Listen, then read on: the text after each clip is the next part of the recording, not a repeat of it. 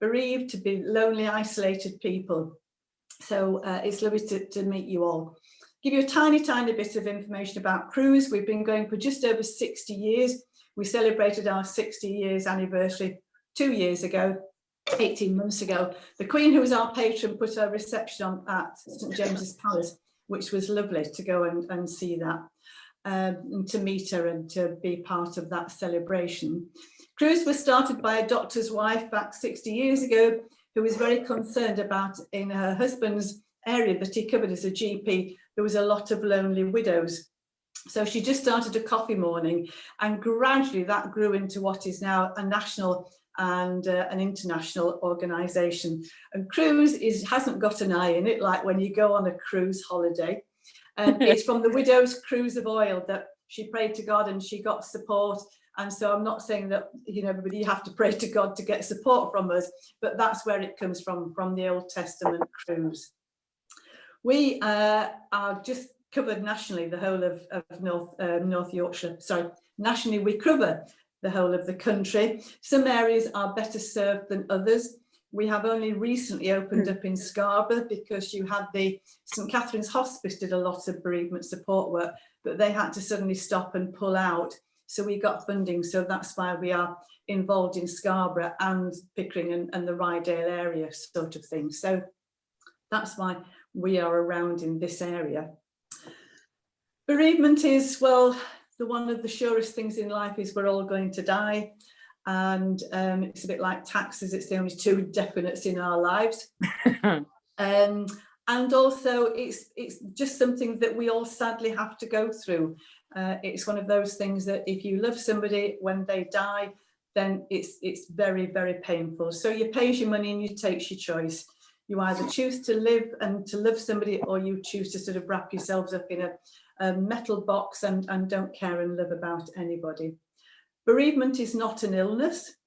It's something we all have to go through at some time in our lives in some form or other. And I think when you haven't suffered a close loss, the thing that sort of just is hard to understand is the timing. When somebody dies, you know immediately here that they're no longer around because you're setting one less place at the table. You are no longer going to visit that person. You can't ring them up every day and say, "Hi, Mum, how are you?" But to go from here to deep down inside can take anything up to 9 months or a year. And I think that's something that people don't always understand, is that length of time it takes to finally somebody's death actually sinks in. We can pretend they are still in hospital, we can pretend they're working away from home, all those sorts of things. The mind plays tricks on us. It sort of contorts time. In some ways, it feels as if that person only died yesterday, and yet other times it can feel as if that person died months and months and months ago. So it does, you know, mess around with time. When you're thinking about sort of various problems that you might have to solve, tiny problems become huge mountains to you when you are bereaved and not coping particularly well with that bereavement. It has been especially difficult this last year, as it has been for you all as well, I'm sure. The big thing about when somebody dies is that support from your family, from your friends, that communal grieving is hugely important. And that communal grieving at the funeral, that has gone, and that has made life so difficult for very many people. And because we are no longer able to see our clients face to face, and we're having to do telephone work, which is what, you know, everybody's having to do, of course.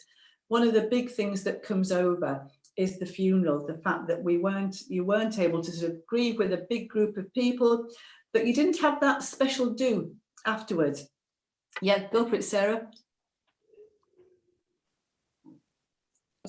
Sorry, I was just waving to welcome Angela. Sorry about that. All right, sorry. You got a question. Sorry. I've got a hand up there, sorry, but it's not meant to be there. All right, don't worry. I think we've found that people are contacting CRUSE much earlier than they used to do, because they just don't know what to do with this pain. and they don't know how to deal with it, and they don't have the same support system as they would have done over a year ago, to be able to contact everybody else in their family that's grieving, to be able to go around to see your next door neighbour or your bestest friend and have a big hug, and to be able to sit in that person's kitchen and have a cup of coffee or a cup of tea and talk about the person that's died. And it's really, really hard. And people are contacting us way, way sooner, because they think we've got a magic solution. The first thing I do whenever I see a new client, whether that's adult or child, is say, I don't have a magic pill to take your pain away. All I can do is be with that person and just listen to them and listen to them. It's one of the greatest gifts you can give anybody, is listening to them, not chipping in with your own version, not chipping in with good advice, not chipping in saying, I know exactly how you feel, because you don't. Everybody's bereavement is individual, and that applies within a family. Everybody's bereavement is individual. Their pain, their memories, their experience of the person that died is very, very individual. And so that's really important, to be able to give that person the time and the space to talk. And when you stop and think about it, how often do you actually listen completely to somebody without mentally shopping, thinking of your shopping list, without thinking, oh crumbs, I forgot to switch the washing on this morning, or all those sorts of things? It's something we don't often do. And I have a terrible memory. I mean, it's got worse as I've got older, but I can remember what my clients say to me because I'm listening properly. It's very, very tiring when you listen properly to somebody. And I know when I'm tired, I talk too much, because it's easier to talk than it is to concentrate and listen to that person. So when you are speaking to the various people on the phone, the fact that you can give them space and time to talk, and if they want to talk about the bereaved person, don't try and cheer them up. Don't say, oh, it'll get easier, or time heals, all that sort of stuff. Don't say that. Be with them there and then. Let them talk about their bereavement. Let them talk about their pain. And just let them be there in their moment, rather than trying to move them on in any way. When we see somebody very early on in a bereavement, often people start to ring up and they say, oh, I think I'm going mad, because, as I say, time messes with their heads. There's lots of other things going on in their lives, and they're just finding it hard to deal with. All they're organising the funerals, organising legal bits, financial things. They find it very, very hard. And so dealing with all that when they first become bereaved just sends everybody, they feel as if they're going a little bit mad and having difficulty making those decisions. And so it's very hard for them. And it's just that, again, that listening, reassuring there's no right and wrong way to grieve. So reassuring everybody that whatever they're thinking and feeling is right for them. I think when somebody's newly bereaved, it's one of the few times in their lives that they can actually be selfish. Just concentrate on you and your family. And if people are asking you to do this, that, and the other, or go hither and thither, if you don't want to do it, then say so. I'm sorry, but I can't cope with that right now. Or no, thank you, I don't want to do that. But, I might do in a few weeks' time. So just make sure that everybody knows whatever they do is right for them. Not the same in all the families. It's quite difficult at times, because the one thing you want to do when somebody close to you dies, you want to talk about them. You want to share memories. And when you're not able to do that, when people are saying to you, oh, come on, cheer up, let's talk about something different, that's not good for them.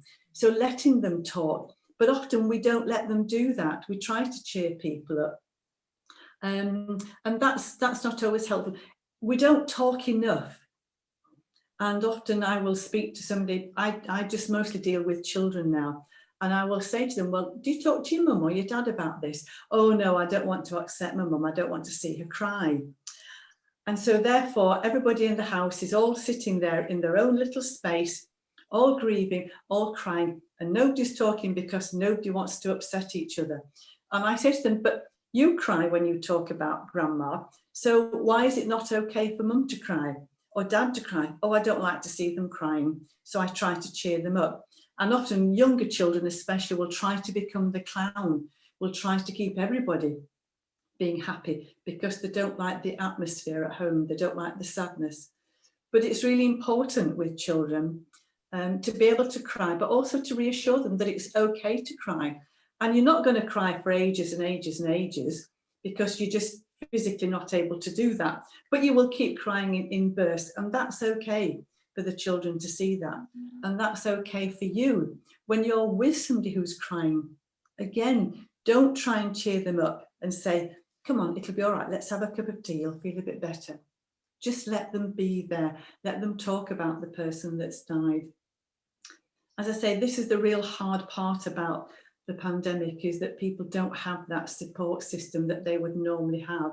They have it on the phone, they have it by Facebook or whatever, but it's not the same as being with somebody. I mean, we're all desperate to give hugs, aren't we, to our children, to our grandchildren, if we're not able to see them. And so it's really hard when somebody, especially if somebody who's been bereaved are on their own, then they're really missing that physical contact with somebody. And so that's going to be a really important thing when we get back to being with people, is being able to give them that physical contact and being open with them. I don't know whether you've noticed, but I always tend to use the word death. And I encourage people to say that, and especially around kids. Don't say we've lost your grandma, don't say we've lost whoever, because to a child that is, well, why can't we find them? It doesn't mean anything. And this phrase at the moment, my daughter uses it sometimes. Oh, so-and-so's passed. Passed what? A driving test? Passed wind? What have they passed? What does that mean? And so again, if you use the word death, it reinforces exactly what's happened to that person. I saw a video not only a couple of weeks ago that had been made by CRUSE about teenagers and youngsters. And one of the things they said in it quite extraordinarily, and especially young children, is said, please use the word death and dead and died, because that's what's happened. Don't use all these other euphemisms for it. That's what's happened. And so people, and it's quite hard to use it sometimes, but it reinforces it. And all you're doing is just saying a different word that has lots of other meanings and that can be quite confusing. The other important thing is remembering when somebody has died, and to look at anniversaries, because when somebody dies, everybody rushes around and you find meals on your doorstep, you've cards, your house looks like a funeral parlour because it's full of flowers. And it's really busy, and you're getting organised for the funeral, and you maybe have to go through an inquest, and it's all busy. And then after about a month, it all calms down again. And suddenly you're yesterday's news because other things have happened. And let's remember that not everybody who's died in this last year has died of the virus. I just was on a webinar earlier this morning, a CRUSE one, and I'll just give you a couple of, what they're saying is that there's been 120 excessive deaths, not normal deaths, because we would normally have a lot of deaths anyway, all the panic. So there's been a lot of deaths that have had nothing to do with the virus, and they almost feel like the forgotten mourners. You know, they're almost pushed to the back of the heap because everybody's focusing on the pandemic, and that's quite sad because they feel cheated of it's almost as if their death's not as important as somebody who's died of the virus. So I think it's really important to remember that. So whoever you're talking to, whatever their death is just the most important thing to them, and it doesn't matter how they died, it's the important thing for them. And so just, you know, sort of thinking about that and making them feel that that's important is very, very good for them, so that they don't feel that actually, no. It's a bit like I was dealing with an adult client when Princess Diana died, and they were just appalled at all the fuss that was being made of Diana, and that was fair enough. But they said, but the most important person in my life has died, and it feels like it's being brushed under the carpet because everybody is grieving for Diana. And it feels a bit like that now, that it's really important that everybody's bereavement is treated exactly the same. is this all making sense to you all? Is this, you know, anything anybody wants to sort of ask questions about? I mean, you might have some very unusual. Yes, go for it, Alistair. My wife's mother's got dementia, Yeah, and obviously now when she goes to see her, she doesn't even recognise her. So in a way, No. my wife's lost her mother already, but yeah, she's still there in person. And every time she goes and sees, she comes back crying. yeah, yeah. Yeah, I think it's the cruelest death ever, isn't it? Because as you say, you're saying goodbye to them over a period of possibly years. And then it's horrible. It's very, very tattering, very tiring. And also you're just saying goodbye in such short, tiny steps that almost, there must be a feeling of relief as well when that person dies. And then with that comes a mixture of feelings of guilt, of I shouldn't be feeling relief. But yes, you should in a way, because you've suffered such a lot of bereavement down the weeks and the years that it's very horrible for you. Yes, and that's a very, very, very hard death. What I'm saying at the moment is to my wife is, I'm sorry, love, but your mum's gone already. Yeah, yeah, You know, and just trying to get around it that way. yeah. You've lost Yeah, your mum's gone already, and yeah, yeah. It's just the physical body that's left, isn't it? Yeah. And as you say, that person, that loving, kind person, has already died. Yeah. Yep. Well, it was just I spoke to my friend yesterday, and the amount of people that are saying goodbye to people as they're going off in ambulances, though. That's their final say, and then they can be in hospital for weeks and months. Yeah. Well, not months maybe, but you know, and my friend was allowed into the hospital with her father, and that was so important to her that she was there when he died, and that, along with everything else with the grieving process, there's that massive chasm of not being able to be with them at the moment. They've passed on. There's a lot involved with it, isn't there? Yeah, absolutely. I mean, I think that being able to say goodbye to somebody, it's a bit, it's very sad of not being able to say those final words, and people feel very worried and upset. And the fact that, I mean, the nurses have been just absolutely brilliant, haven't they? Sitting with dying people so that nobody dies on their own, and having iPads and letting you see them. And at least the person in hospital can hear your voice. But yes, all of us, you know, feel that in an ideal world, it would be brilliant if we could be by the side of our loved ones, holding their hands when they do die, so that they feel loved and cared for. But I think it's really important to remember that everybody knows that they are loved. You know, so often when it's a difficult death and people say, I wasn't with them in the final minutes, but they've had a whole lifetime of knowing that they were loved and cared about. And the fact you couldn't say those words, I love you, to that person just before they died, they will know that. It's the same as when somebody dies in a heart attack, with a heart attack, or somebody dies in a road traffic accident. Yeah, sudden you death. weren't there with them, but at least you were able to, they would know you loved them because you would have told them over a lifetime. And so the fact that you couldn't do it right at the last minute when they died is not something to be too concerned about, because you would know. Sometimes I'll ask people who are grieving, what would you do if the tables were turned around? If you were the person that had died and the person that we are talking about was alive, what would you say to that person? And then it's quite interesting what people would say.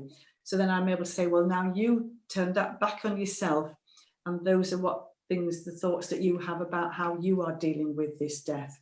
Because I think sometimes if we're not careful, we can almost be so involved in the grief and so determined in a way to hang on to it that it's almost like two people have died. So, I mean, you often hear of you know, somebody dying of broken heart within a couple of months of somebody dying when they've been married a long, long time. But it feels like a waste somehow. Yeah, go on, Sarah. I think what you've just said there, Sue, resonates for myself, but certainly with Jen as well, for somebody that we've been, well, mainly Jen has been supporting for well over a year now. And him and his wife, quite often we get people that are referred to Bella Pal, and they've been with the wives, the husbands for a very long time. They've not had many friends. They've really been together.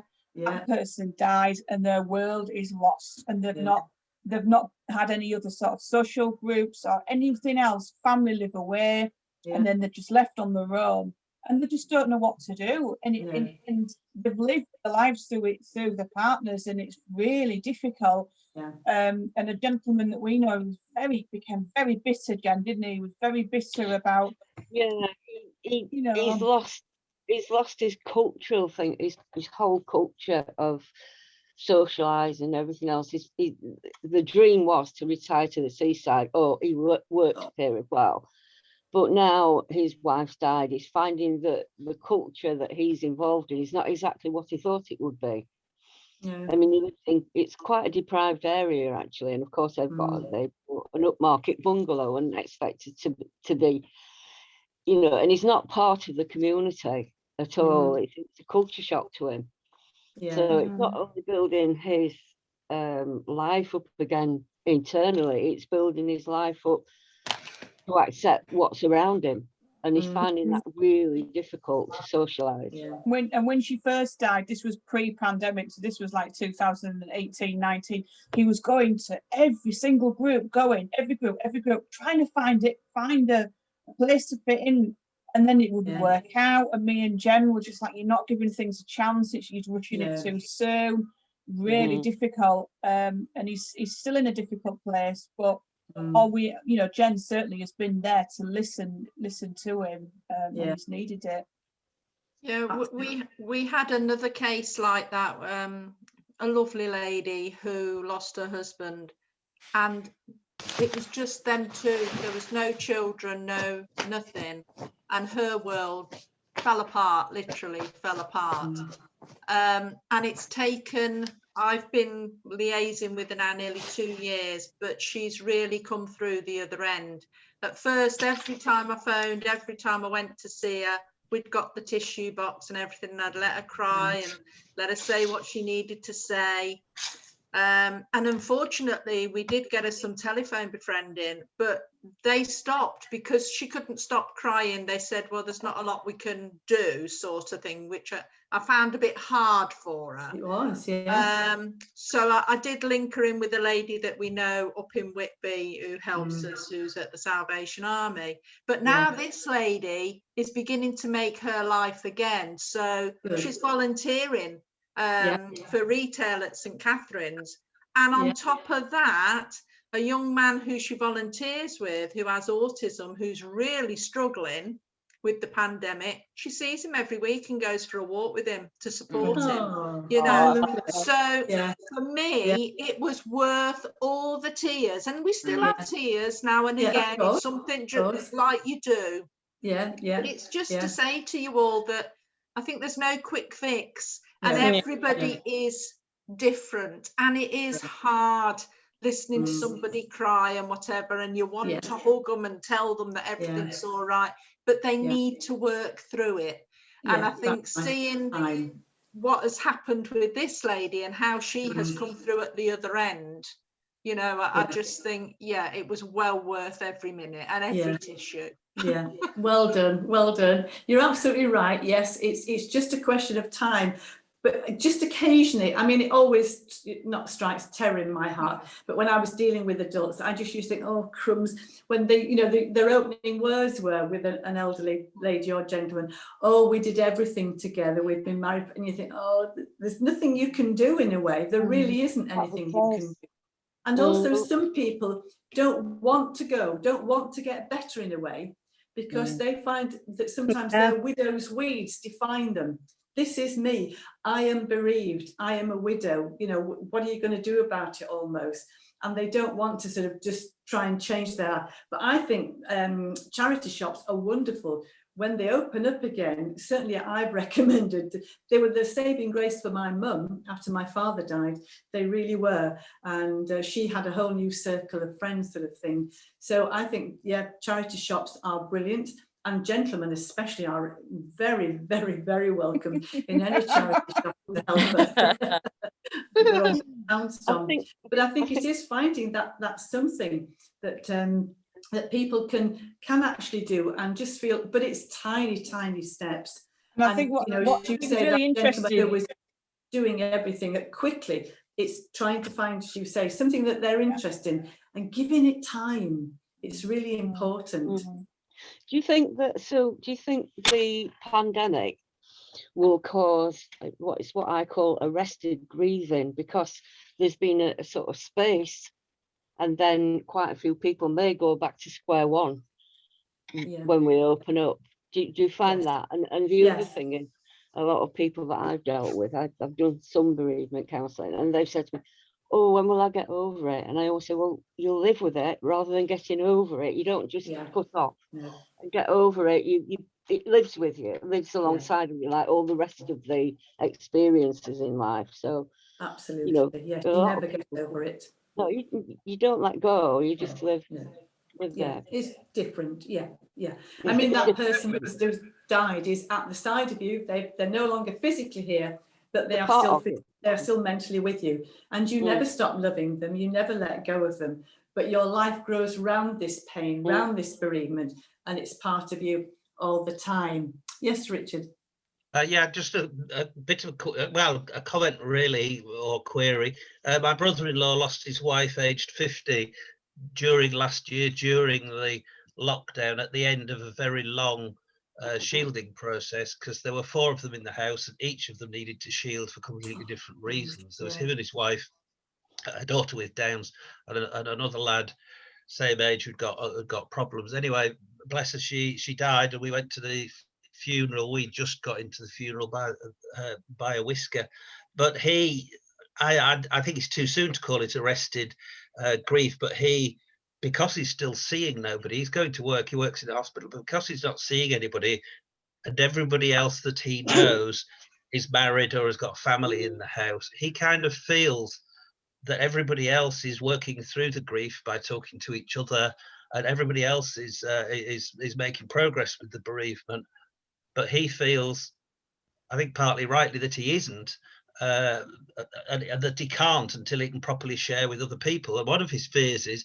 that when we come out of lockdown, he'll pop out to discover a world around him of people who've got over Liz's death, and that he's still at square one. And it's difficult to know how to deal with that one, I must say. Yeah, I mean, maybe give him the CRUSE number. Maybe he needs some special support rather than just trying to work through it himself. I mean, there's loads and loads of information on the CRUSE website. We've updated it because of the pandemic, and again, it's had apparently between the CRUSE website and Instagram and Facebook, there's been over 6 million hits, which is way more than normal. So there's loads and loads of really useful information on the CRUSE website. But yeah, I mean, either give the CRUSE helpline a ring or give the York. Whereabouts does he live? Birmingham, Solihull. Oh, right. Oh, well, then he needs to go on the CRUSE website and find out what's the nearest. There's one in, I'm pretty sure there's a CRUSE in Birmingham, but he needs to give them a ring, because he needs to have, in a way, all his fears and his worries talked about before he goes out into the big wide world. Because he will find it's not as bad as he thinks it is, that everybody will still be grieving for people in all sorts of ways, in all sorts of places, and he won't be on his own. No, he's also got rather scared of the lift up. He says he's rather scared of germs and all of the rest of it, but which he isn't really. He works in hospitals. He's been knee deep in COVID the last few months. But we just think actually what he's scared of is coming up for grieving rather than coming up for breathing. Really. Anyhow, I've taken enough of your time. Thank you. Yes, please do. And yes, it just sounds as if he needs to be able to talk his fears over, because wherever you keep them inside, then, like we all know, nothing makes sense at 2 or 3 in the morning, does it? No. It makes sense in the morning, but not in the middle of the night. And for him, what he's thinking and feeling is not making sense, because he's got nobody to bounce those thoughts and feelings off. And the one person he would have done it with is the person that's died. So yes, he'd be much better if he did, I think the other thing around, it's a pleasure. The other thing around death is often there's a lot of anger around, and it's probably even worse now. There's always anger around when somebody dies, and it's very, very rare there isn't. And it's anger at either the hospital, anger at the police, anger at themselves, anger at God, whoever. Because when somebody dies, it's not if somebody dies, it's when somebody dies. But when somebody dies, we almost want to know why they've died. And if for any reason we don't know that, or even when we do, we still get angry about it. And it could be that you're angry at the person that's died, because, you know, if only they'd have had a better lifestyle and not drank too much or ate too much or smoked too much or whatever too much, exercised too much, they might still be alive. Because grief is a very selfish thing. We're crying for us, not crying for the person that's died. The person that's died is whatever you want to believe, you know, they're either in a better place, they're out of pain, whatever, but we're crying for us because we miss that person so much. And we're the ones that are thinking, oh, crumbs, he'll never walk our daughter down the aisle. Or he's thinking, oh, she'll never see her first grandchild, and all this sort of thing. So it's really quite a selfish thing, is grief. And so we've got to be careful that it doesn't overwhelm us and over-define us in a way that the grief is a natural part of life. And so, yes, the anger that's around, that sometimes can be quite hard to deal with. And often in a family, then different people are dealing with their anger in different ways. And teenagers, it's especially hard for them, because teenagers, especially teenage boys, are just naturally angry anyway, aren't they? You know, that's just their reason at the moment, not being with their friends and not being able to do the normal things that they would do. And so it's often very hard to deal with that anger. And it's very difficult for some people to understand their anger and to almost be angry that they're feeling angry because they don't understand it. But it's okay to be angry. It's okay to come through that and to get rid of those feelings. You know, if people that you're talking with have got children in their family who are angry about the person that's died, then it's okay for them to all go outside and shout and scream to the hills about this person that's died. It's okay to be angry about it all, because it's quite natural. And if we don't get rid of that anger, if we don't get rid of those feelings and talk about those mixed up feelings, then it becomes a bit like a bottle of pop that gets shaken, because suddenly things will burst out.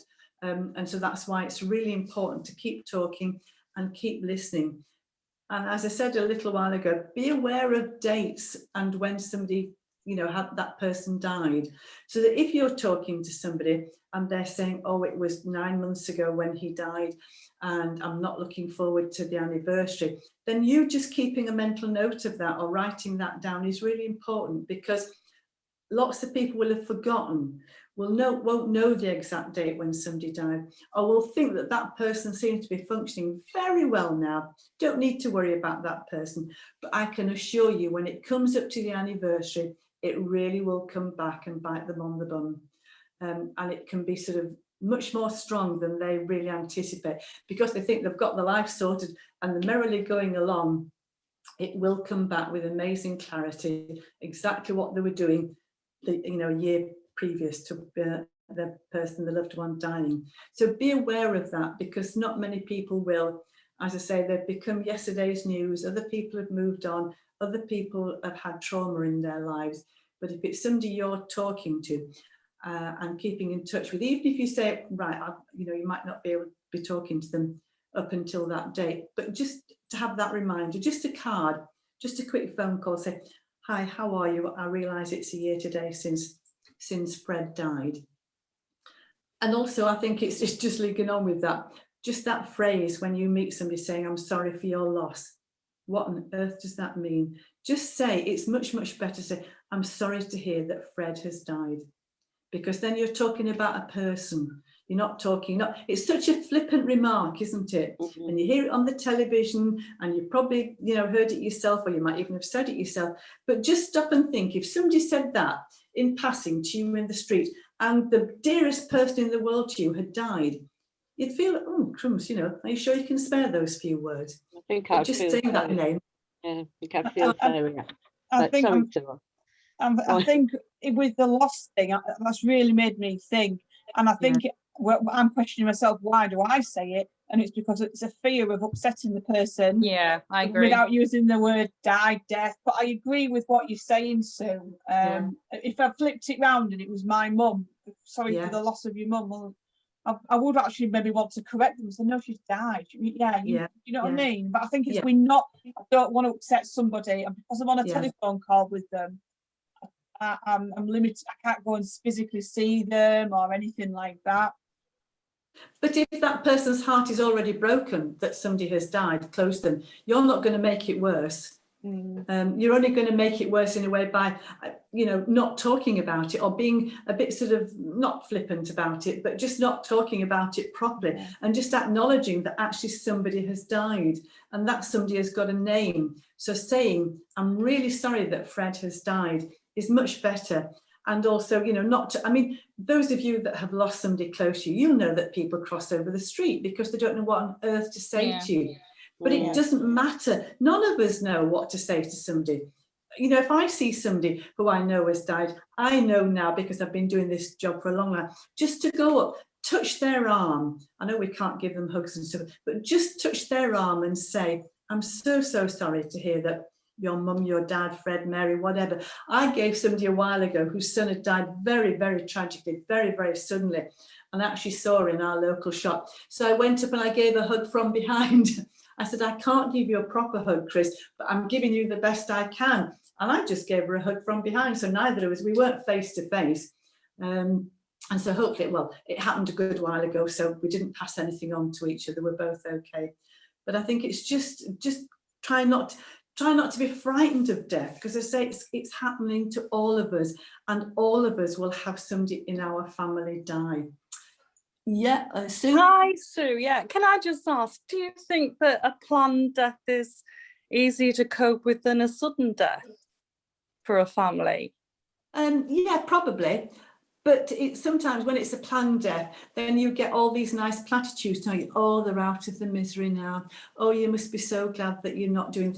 It's still your mum that's died. Yeah, exactly. So even though it's planned, it is still that person has died. And so, yes, okay, it was planned, and you did get the chance to say all those wonderful things. And often it's a great privilege to share in the sorting out of the funeral, because they want to know everything's sorted before they die. They want to make sure everything, but that person has still died, and that person is still very important to you.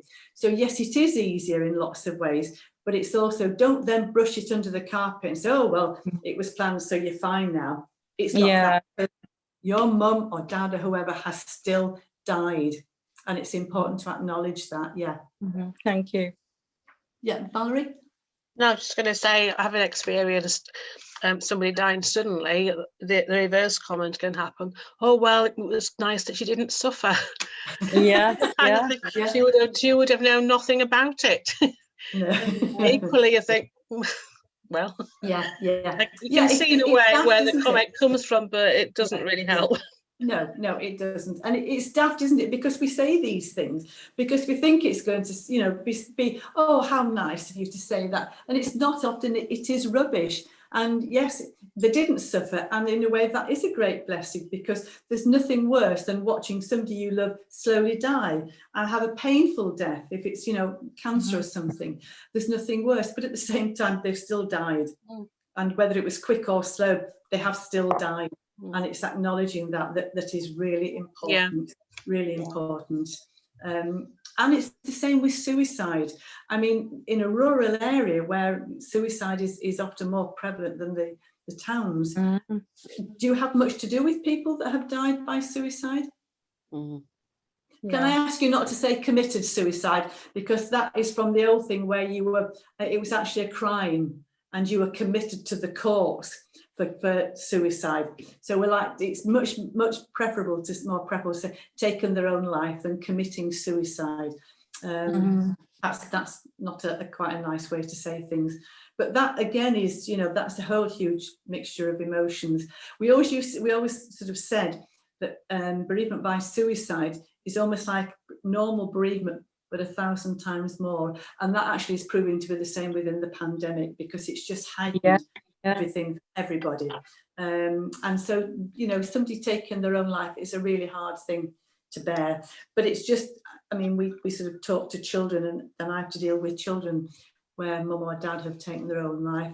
And it's just really, I'm dealing with a little girl at the moment, and it's just explaining to her that somebody, you know, who's got cancer or heart attack, whether they've got a huge pain in them that we can't always make better in their body, then the same it is with suicide.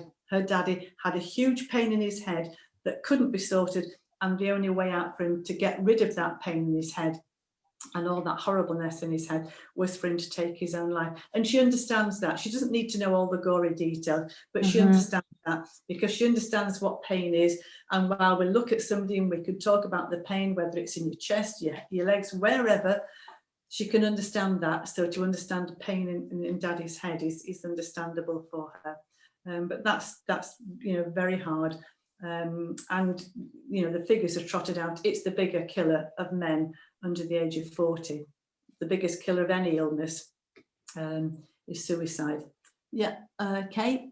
I actually, I dialed 999 a week last Friday when somebody jumped off Spa Bridge.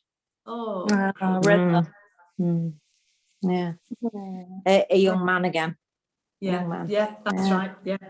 It's so sad, and it's why, you know, there are so many, I mean, there was, you know, so many stories and so many articles in the paper about trying to persuade young men to talk about it, to not let their mental health get to that point where it seems to be the only way out. So that must have been quite horrible for you. I can't get the noise out of my head. Oh, really? Yeah, it's just the noise. As he was jumping? As he hit the floor at the side of me. Oh, Gordon Bennett. But it's all the thoughts that go through your head of who he's left behind, isn't it? Yeah. And how they're feeling. Yeah. Taking that a step further, my grandson was down there, 21-year-old grandson was down there, and he came straight up to see me afterwards. Did he? Yeah. Yeah, it's horrible, isn't it? I don't know whether any of you saw the, was it Nathan, is he called? Martin Kemp's son. He was talking about Roman. I thought his mum, the mum of his best friend who took his own life, I thought made a brilliant remark, because she said the pain that he has, it's not gone away, he's just given it to his family now. The son that took his own life, his pain had gone, but he'd just given it to his family. And in lots of ways that's very true, because learning to live with, you know, somebody in your family taking their own life, you're just riddled with questions, and even when people leave a letter, there is still so many unanswered questions. And I dealt with one lady, and she said, if he was here now, she said, I'd kill him for what he's putting us through. But just the fact that he was in such a bad way, that was the only way he could see out, and such pain, that was the only way out. It's not as selfish as we often believe, because it's just that they just don't know what to do. They just can see no other way out. And that is so sad, that they don't feel able to talk to anybody else and get rid of that pain and get rid of that anger, so that they're able to go on and live a better life. And that, I think, is really sad. So the more we can do to promote talk conversation. Yes, Anna. Sue, sorry, thank you. I've actually trained to be a Samaritan, and we did it during lockdown. So I'm doing a shift in maybe 2 weeks, I think it is. Yeah. But it is, so we've obviously done the skills calls, and we have practice calls and here of actual calls. And it's can't think of the right word. It's good to hear how many suicides seemingly are prevented because they do pick up the phone and they do talk. Absolutely. But equally, obviously, it is horrendous. And we were asking during the pandemic, has the number of deaths or the number of calls increased? And they said it couldn't be any more than it is already. If you put the phone down in the branch, if after a minute the phone doesn't ring again, you think, is the phone broken? You know, is the line gone? Yeah. Wow. But thankfully, there is a service there. But it's dreadful. So it seems to be a huge step, taking that step to ring, isn't it? It's just absolutely the courage to take that step to ring, and it just seems to be the hardest step in the world.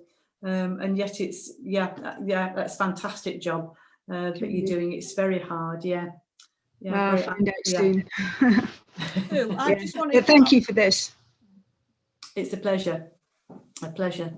So I just wanted to ask, if we come across people that we're supporting regarding that we think would benefit from talking to CRUSE, we can look up, I can send the details out. If you could send me some information, I can send that through to all the volunteers.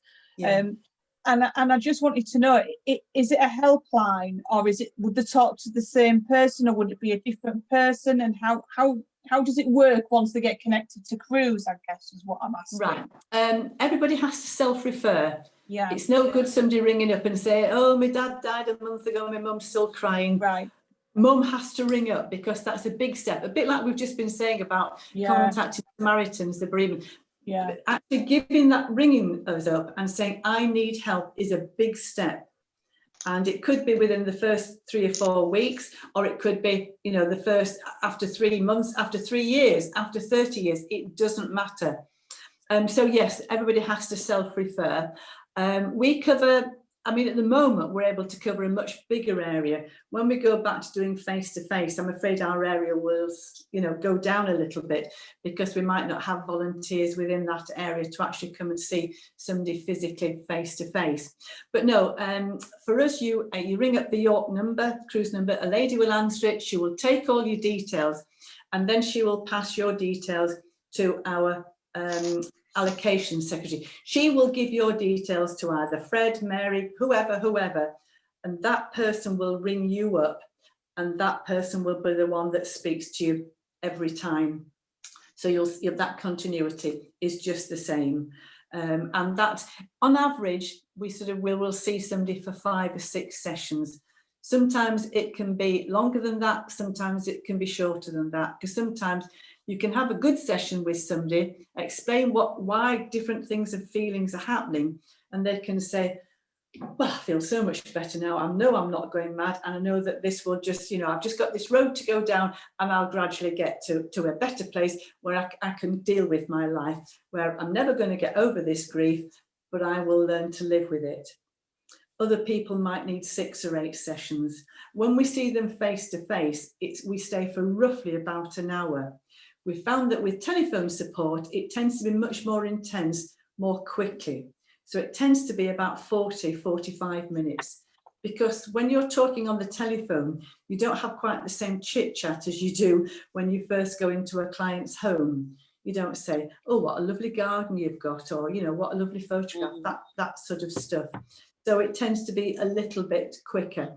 But yes, you will always speak to the same, it will always be the same person that you deal with, up until it's finished. We see people mostly every other week, because it's quite intense for somebody to have that support every week. But if it's a really difficult case and somebody is really suffering, then we would see them at first, we would talk to them or see them at first every week, and then gradually it would lessen down to every couple of weeks until we think they're ready to be, you know, they're okay. But if you have, you know, if you are being supported and something goes pear-shaped again, you can always give us a ring again. It's not goodbye forever, certainly. Well, what's the waiting time for people? So at the moment, it's about 4 or 5 weeks because of phone support. Then we've got rid of the waiting list completely. So it's about 4 or 5 weeks that you're being seen, sort of thing. But normally when you're seeing face to face, then it will presumably go back to being a bit longer, just because it's we don't have an office, unfortunately, because we don't get any financial support. So we don't have an office, so we can't invite people to come in. Not that we would invite a lot of the people that you're dealing with to come into York, but hopefully eventually we might get some premises, you know, in different parts, so that we would get somewhere in Scarborough or Pickering that we can meet people in, and then it's the same with Malton, as well as coming down to York and that. So then I think we will go back to being a little bit longer, the waiting list. So yeah, Angela? Did I gather that people have to wait 4 to 5 weeks before they can be seen? Yes, at the moment, yes. Right. Yes. All our volunteers are very busy with clients. So as soon as you finish with one client, you ring up and you get your next one, sort of thing. So on average, it's about 4 or 5 weeks before you'd get your first phone call. Yeah, but you'd be, you know, by the time you contacted and everything. Yeah. Do children take precedence, Sue? Do the children? Do they get quicker? No, we've got, well, in some ways, yes, we've got separate volunteers, because you do your ordinary training and then you have to go on to train to work with children. So at the moment, there's only 5 of us working with children, but we've got a training course coming up at the end of the month when there will hopefully be another 4 or 5 trained. So we've caught up with our waiting list with the children, but now the children have gone back to school, it's starting to grow a bit again. And of course, because we can't go into schools at the moment, although strictly between you, me and the gatepost, I did go into primary school on Friday afternoon. But anybody over the age of 11, then I'm certainly dealing with via Zoom. But this little girl was not coping with telephone calls at all, or Zoom. So, but once we go back into schools, then it will be better. But at the moment, we're just doing it by telephone calls and Zooms. But I know, I mean, we've got one of the schools in York who have already told us they've got a waiting list of 8 kids who've had a bereavement in the last year and who are needing support. I mean, with children, we're finding that a good 60% of all our referrals are for where a grandparent has died. Yes, When you look outside any primary school, it's loads and loads of grandparents, isn't it? Because busy lives, mum and dad are both working with divorce, with separated families, with mixed families, with all that stuff.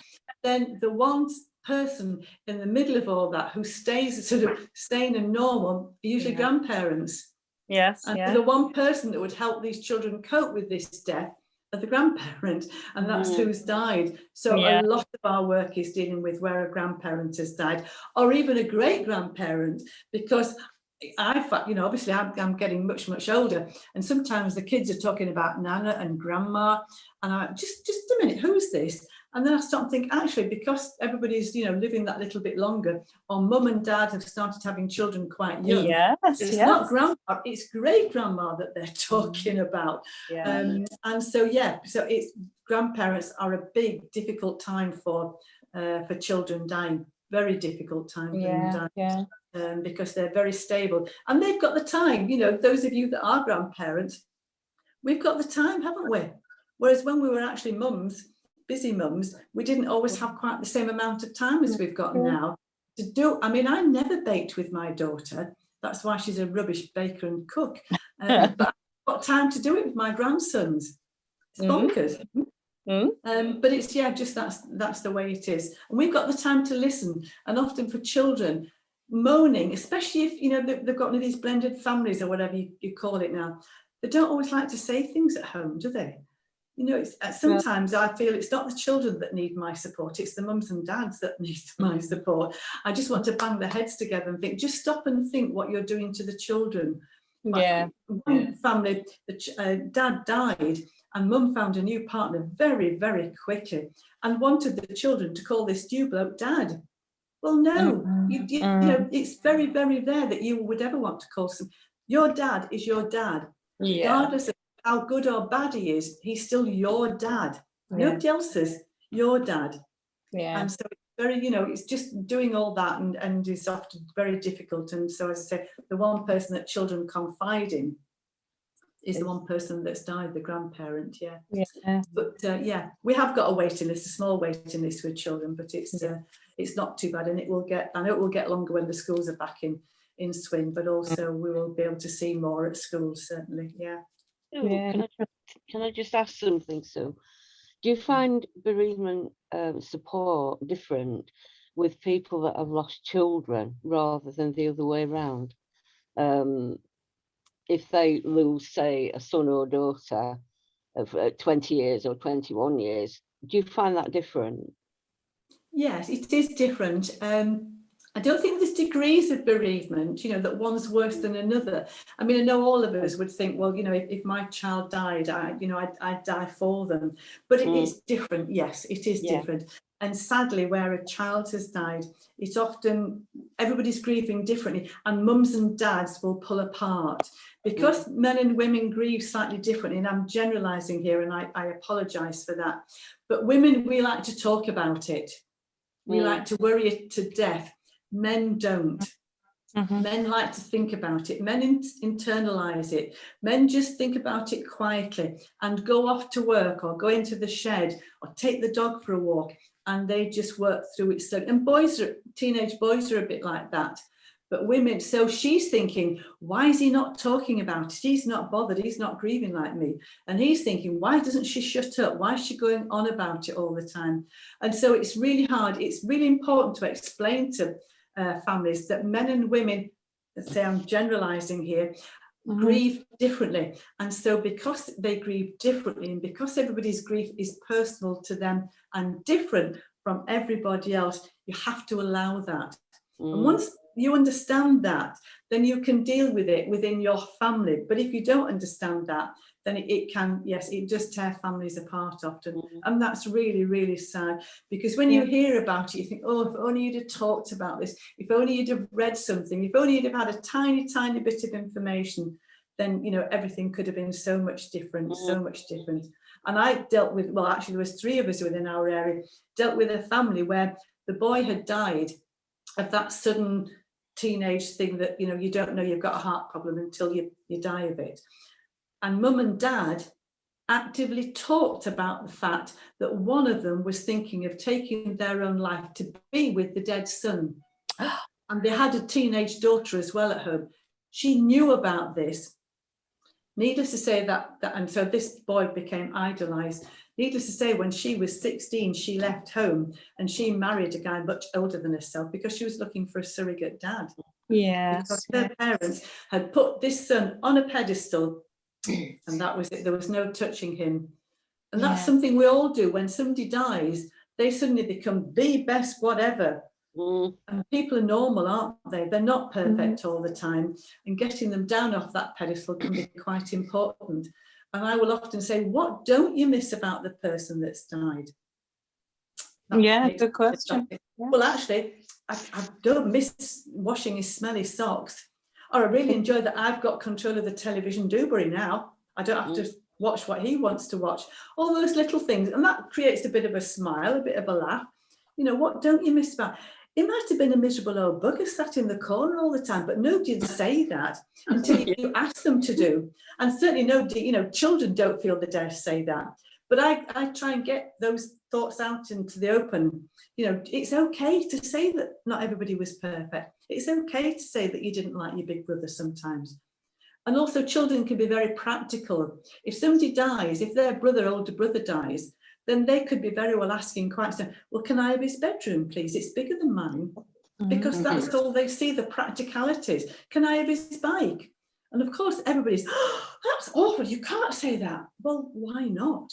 That child, it's practical, it makes common sense. They're not dwelling in the, you know, they've got that grief here and now. 5 minutes later, they say, can I go out and play on my bike? Can I have an ice cream? They can only dwell in it just in very short bursts of time, sort of thing. So yeah, it's they grieve slightly differently, as do men and women grieve differently. So yeah, these are all different types of grief, and it's just dealing with them. They're all very, very, very painful. And when my husband died many years ago now, but when my father died, my mum said to me, well, of course you didn't have him as long as I did, so it's not as bad for you. I didn't say anything. I just said, okay, mum. What I really wanted to say, how lucky you are, mum, that you had him all those years and I didn't have my husband for all that time. So there is no degree of grief in a way, but they're all different and they all bring their own pain and their own difficulties. So can I just ask, do you think as a culture, we don't talk about death enough? Yeah. And so it becomes a huge... This is why the word grieving and bereavement start, because we don't talk about it early on in life, really. No, the culture that pushes it away. You know, if you look at other cultures, they're quite easygoing with it because they've talked about things during their lives. I was thinking about, you know, in Asia, you know, it's lived with. And you're right. Yeah, we don't.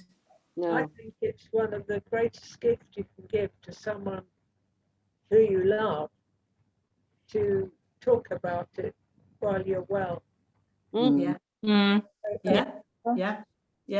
it sorted. I mean, I don't know about you all, but I've, you know, during this lockdown, I've been sorting stuff out because I've just got one daughter. And so I've been throwing pictures away. I've been getting my paperwork in order, tidying stuff out, because I know when I die, she will have it she will have to sort it. Yeah. And I know that, you know, a lot of it will just get binned. So I might as well look at it, laugh at it and bin it.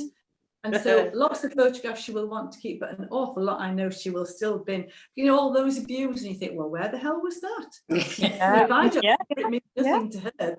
And then all those photographs of friends you meet on holiday, you think, who are they? They've all been binned, so that it's less for her to do. So yeah, I think it's, you know, as you say, it's a very necessary thing to get it sorted, and write your own eulogy and pick your own photograph. I agree. A lot of my photographs I don't want going on my funeral bit. Sorry, Richard. Or decide if you don't want a funeral. I don't particularly want one. So you know, everybody knows that. Well, that's good. You told them, but it could be sort of argument. Sorry, Richard. Yeah, we learned from that situation I mentioned earlier about my brother-in-law. I mean, they were just soulmates. You know, they were just it was just so tragic. But one of the grumbles he's had since she's gone is sorting out all of the stuff and all of the carrier bags under the sofas with all of the bits and pieces, none of them sorted out. He won't have a bad word to say about it, but if he did, it would be that. And actually that spurred Carol. We have a lever arch file on the bed behind me, actually, and it's labelled the dead spouse file, and it just it's just a go-to thing for when one of us pops off, the other person can go, and it's all just there. My mother had one as well. She was in her home when she died, and she had a box, and the staff knew about it, under the telly, and it was the dead mother box, and it had everything in it, and it just made life so much easier after they went. Yeah, my mum did. She wrote down what hymns she wanted and prayers and everything, and which made life easier. So I've got part of the way through, but haven't quite completed it yet. Maybe with all these shops closing, we can have more death cafes too. What do you think about that one? Yes, certainly. Some of the there's been some in York, certainly. It's quite good about talking about death. Because we don't. And I mean, teenagers, young people, they're not going to do it because at the moment they're immortal and nothing can touch them. And that's as it should be. That's how we all were when we were teenagers. And that's quite right. But as you just move on a little bit, it's it's just a reminder that we are all going to die. We don't have a choice. It needn't be a sad thing either. If you talk throughout your life about it, you come to some conclusions, and it's not always a sad thing. It's a celebration of life, really. Absolutely. That's right. And it can also be quite funny. Yeah, true. Or joking about this with I'm just conscious of time, and that you've been talking non-stop for 1 hour, and I have it's not a problem, believe me. Thank you so much. It's been really, really informative. Good. And we'll make contact again, because I found it really, really useful, and I've already thought of another couple of things when you were thinking about groups in, I don't know, you're looking for somewhere in Pickering, and I've got some ideas about that. So brilliant. Thank you. Thank you. I have recorded. I meant to say at the beginning, I'm so sorry, and I pressed record as we started, because I've had a couple of volunteers that can't attend because they're at work, but really wanted to come along today. Has anybody got any don't want it recording? Or no, it's fine. I'm not putting it on any, so it would just be sent to the volunteers that cannot attend it. No, it's fine. It's fine. Okay. Absolutely. No. But yes, if anybody ever wants any, just a brief chat about anybody that you're worried about, then just brilliant. Get I've really enjoyed it. Thank you. It's a pleasure. You all take care, and you're doing a brilliant job. You too. Stay safe. Thank you. Thank you. Bye. Bye. Bye, everyone. Bye. Bye.